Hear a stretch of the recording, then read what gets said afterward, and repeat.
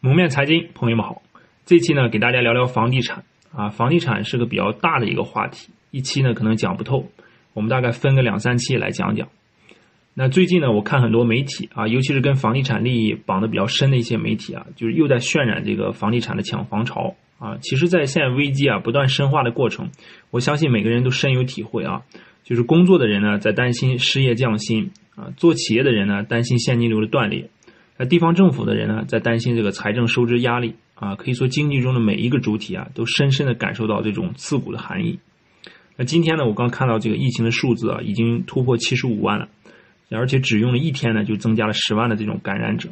那想想以前呢，增加10万的感染者还需要5天啊、6天啊，现在这么快，1天就可以增加10万的感染者。那整个海外的疫情呢，可以说是在向纵深发展。整个外贸的订单呢，也在这个迅速的流失或者说被取消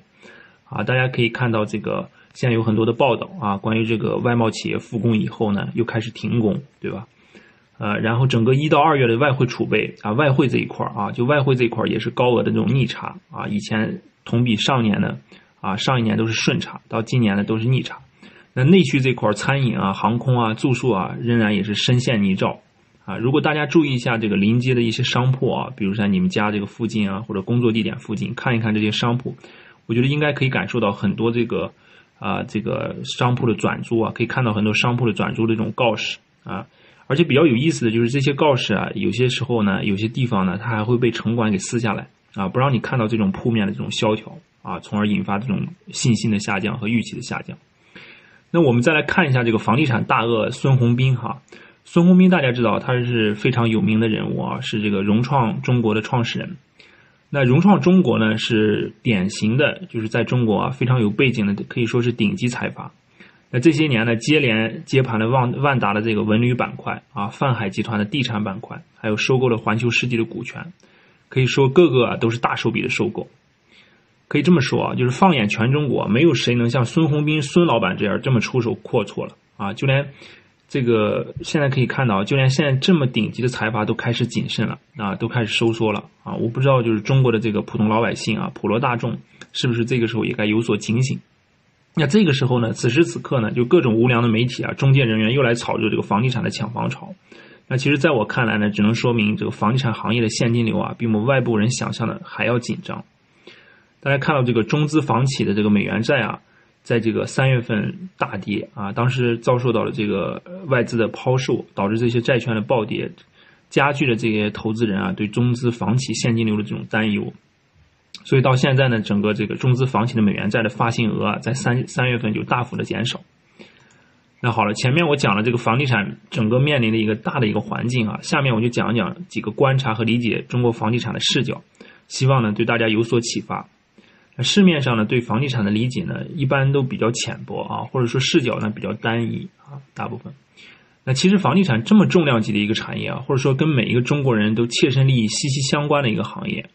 那中国的老百姓的资产大家知道70%左右都在房地产上啊，所以说这个行业它毕竟是相当复杂的啊，对中国的经济啊、政治啊乃至社会制度都会产生巨大影响的一个行业。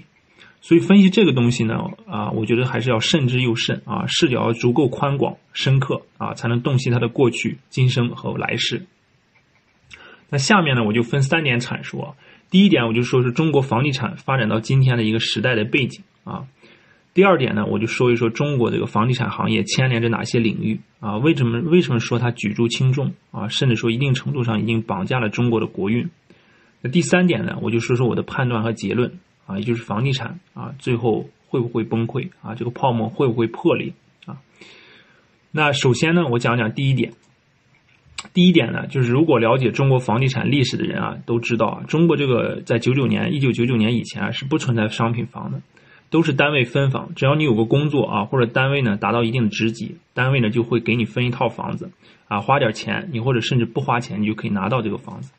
但是在1999年以后呢，才有了这个商品房的制度。啊，那这个房地产的行业啊，可以说是一个从无到有的一个过程，在中国，也就是经过了短短的这么20年的时间的发展啊，就到了今天的这样的一个体量和规模。那中国房地产行业啊，之所以能发展成一个年销售额15万亿人民币啊，整个上下游占中国 GDP 30%多的左右的一个产业啊，那是有深刻的这种背景和原因的。我呢就把它总结为这么几个因素，大家听一听哈。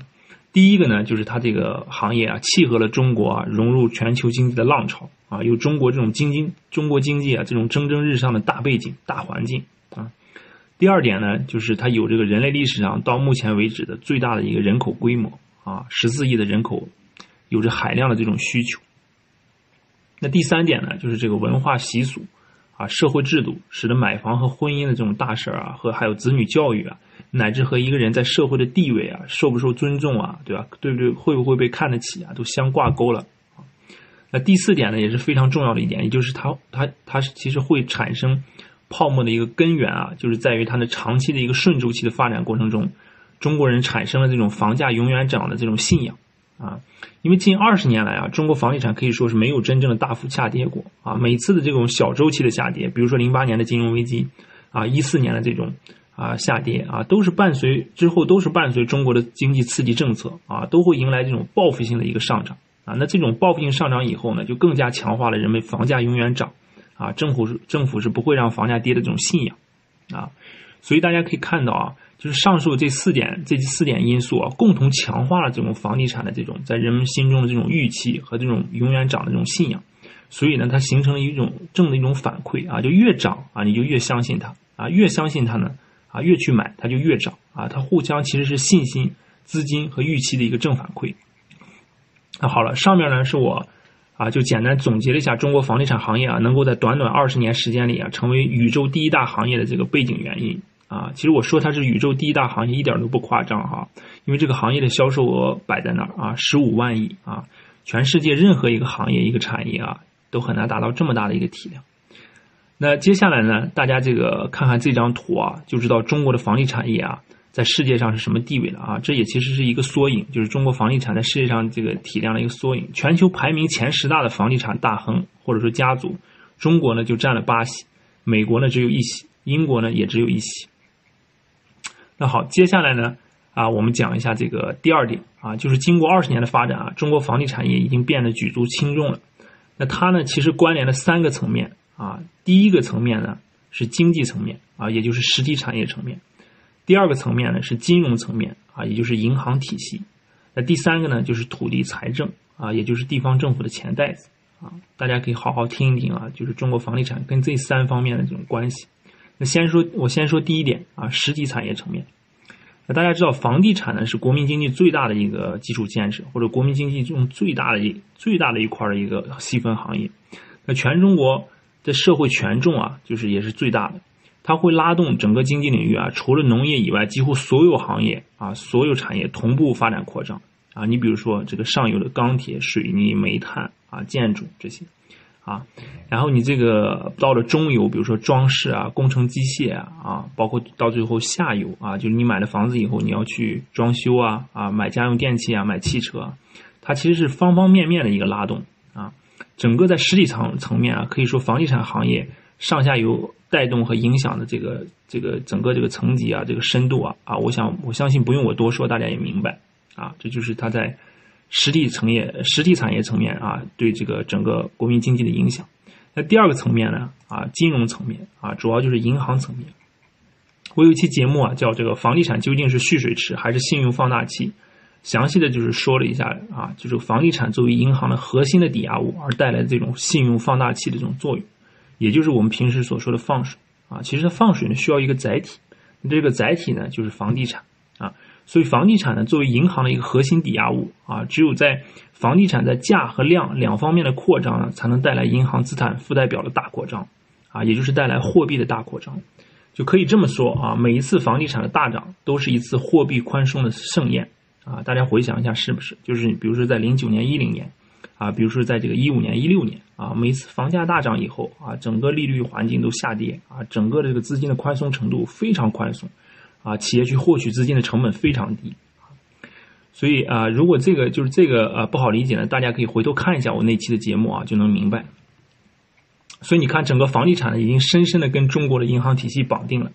我相信大家都听说过一句话就是说房地产不能跌很多人都说房地产不能跌，政府也不会让它跌因为跌了银行就完蛋了，对吧？我相信这个话呢好多人是认可的，也能理解。其实这个背后呢，就反映了这个房地产和银行啊和中国的金融体系深度绑定的一个现状啊。好，还有这个第三层面啊，第三层面我们就说一说这个土地财政层面啊。现在这个卖地收入呢，一年是7万多亿啊，可以说是一笔非常大的收入啊。地方政府呢，还有一个收入来源，它就是发债。那之所以地方政府的债券能卖得出去啊，很重要的一个原因就是投资人相信你手里有地啊，不行呢你就卖几块地来还债。所以说房地产早已经成为地方政府的一个重要的一个钱袋子。好了，这个通过这3个角度啊，我们可以看到啊，整个这个房地产行业的这个牵连之广啊，影响之深。它其实不光是实体产业啊，它还牵动了中国的金融体系和土地财政。可以说呢，这些呢都是和国运啊息息相关的，都是国之命脉啊。那我觉得把这3个层面看透了呢，你才算是对房地产有了一个比较正确的3观啊，正确的一个认识。有了这个认识以后呢，我们就能明白，地方政府、开发商、银行已经成为这个利益共同体。开发商呢连着实体经济，银行呢连着金融系统啊，地方政府呢连着土地财政。开发商、银行、地方政府啊，这3者可以说是一荣俱荣，一损俱损。而广大的购房者呢，则是他们的这个交易对手方啊。如果我打个不恰当的比喻，就是地方政府、开发商、银行啊，这3者利益同盟啊，就是大庄家，普通的老百姓呢，就是普通散户、韭菜。那现在很多地产商啊，都是国资背景啊，你看中海地产啊这些，拿地呢非常积极啊。其实地方政府、开发商、银行啊，他们3家坐下来谈一下，就能确定这块地要不要卖，或者卖多少价格啊，哪是什么这个招牌挂决定的。所以你经常看到这种地王的出现啊，尤其是最近经济情况这么差啊，还能不断的这种拍出地王啊，那就是要给普罗大众、给老百姓看的，告诉你面粉还是很贵啊，地皮还是很贵，不要指望房价会降啊，强化你这种房价永远涨的这种预期。好了，总结一下，今天呢给大家分享的就是认识中国房地产的这个3个层面啊。第一个层面是实体经济层面啊，第2个层面呢是金融体系层面啊，最后一个呢是土地财政层面。那未来房地产怎么走呢？我们留在这个下期呢跟大家再慢慢道来啊。谢谢大家收看啊，我们下期再见。